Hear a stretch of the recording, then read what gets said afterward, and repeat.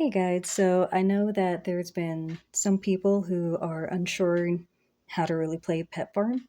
I already started for today, but I'm going to go ahead and see if I can give y'all some tips.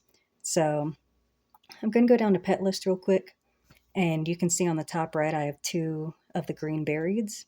So what I do is I look for the pet with the lowest abilities. So in this case, that would be my 42. So I'm going to go to train, develop one time.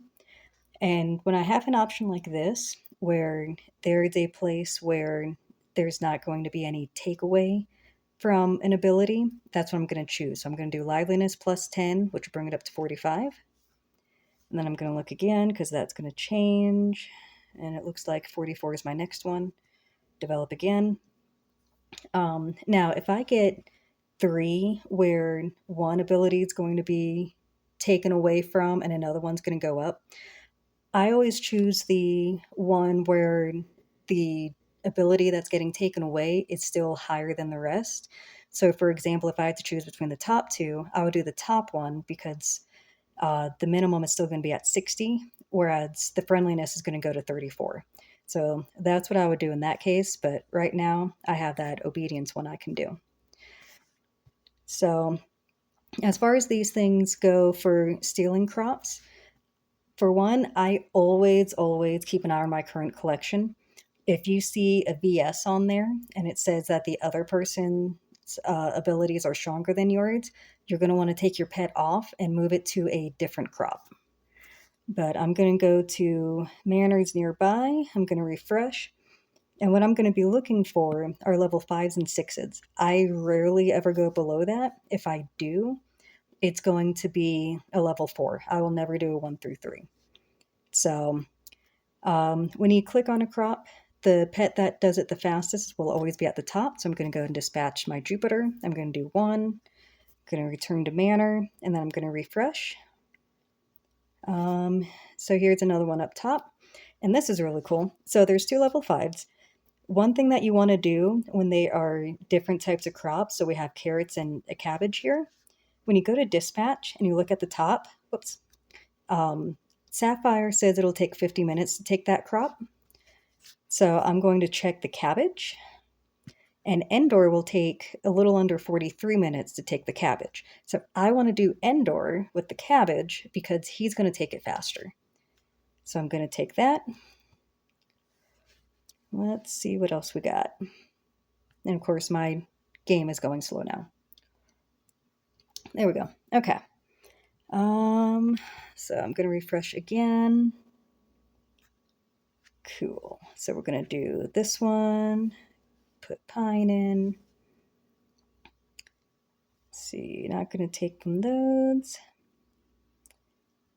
Nope, definitely not going to take from that one. Okay, oh, here's an example. So you saw the VS there. So this owner here, Zhao, is taking that crop away from Good Noodles. And if Good Noodles does not take his dog off of that broccoli and Zhao is able to get them over to the side, which he may do, he takes Good Noodle's dog. And Good Noodle is going to have to pay a ransom in order to get the dog back. But until then, Zhao can use his dog, so it's a free pet. So you always want to keep checking on those. But I'm going to go to this one, go here, dispatch Sapphire there. So all my pets are on something. I'm going to check my current collection. So far it's good, and hopefully it stays that way. If there's ever a time where you need to make it faster, you can of course use accelerators. Click on the basket, accelerate, choose which ones, choose how many you want. I'm not going to do that. You can put multiple pets on one if you want. Obviously, I would have to take one of mine off in order to do that, off of a crop.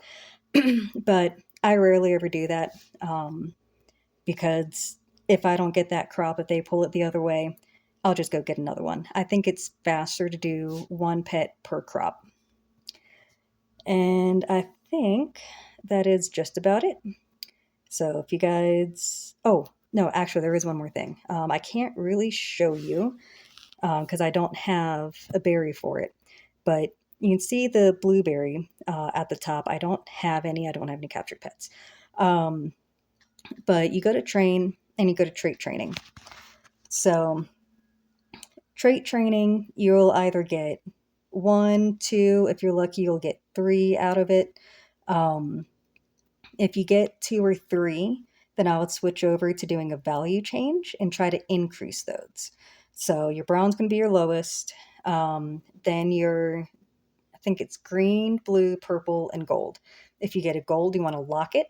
That way, that doesn't change because they can decrease in value when you do the value change. Or, sorry, when you do the type change, they can decrease in value. Oh, no, value change too. Either one.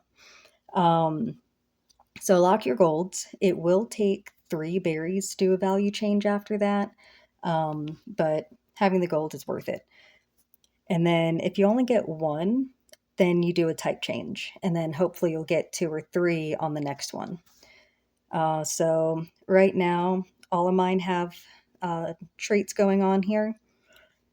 The next one I'm going to do is I'm going to train Coffee because he has two browns and I want to get those higher. Actually, no, take that back. I will do Jupiter.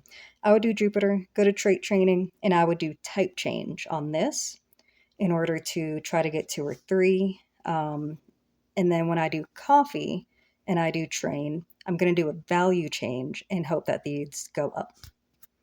So, no, I think that's it.